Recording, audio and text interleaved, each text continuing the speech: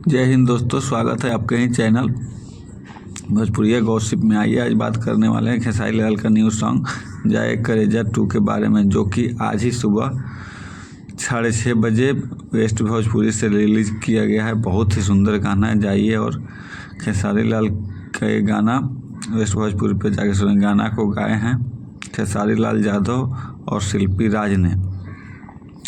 इसके गीतकार हैं कृष्णा बेदर्दी, म्यूजिक डायरेक्टर है आर्या शर्मा, जो कि बहुत ही अच्छा इसमें का को एक्ट्रेस है सपना चौहान, जो कि खेसारी लाल यादव के साथ बहुत ही अच्छे ढंग से कोलैबोरेट करते हुए नज़र आई है।